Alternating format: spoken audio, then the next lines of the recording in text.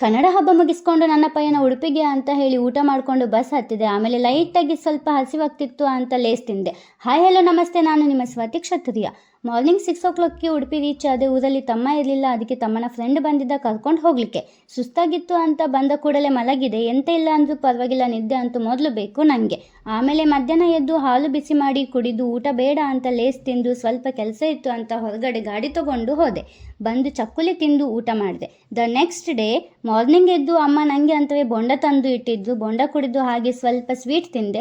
ಆಗಾಗ ನನಗೆ mini ವ್ಲಾಗಿಗೆ video ಮಾಡಲಿಕ್ಕೆ ಮರೆತು ಹೋಗ್ತಾ ಇತ್ತು. ಈವ್ನಿಂಗ್ ಫ್ರೆಂಡನ್ನು ಮೀಟ್ ಆಗಲಿಕ್ಕೆ ಹೊರಗಡೆ ಹೋದೆ. ಸೂಪ್ ಕುಡಿದು ಬಿರಿಯಾನಿ ತಿಂದ್ವಿ. ಟೇಸ್ಟ್ ಅಂತೂ ಚಂದ ಇತ್ತು. ತಿನ್ನಲಿಕ್ಕೆ ನಾವು ಹೋದದ್ದು ಸ್ವಾದಿಷ್ಟಿಗೆ. ಬರ್ತಿರುವಾಗ ಒಬ್ಬ ಕಾರ್ನವನು ಬಂದು ಗುದ್ಲಿಕ್ಕೆ ಇದ್ದ ಮಾರೆ. ಅಷ್ಟು ಸ್ಪೀಡ್ ಇದ್ದ ಅವನು. ಜಸ್ಟ್ ಮಿಸ್ಸಲ್ಲಿ ಬಚಾವಾದೆ ನಾನು.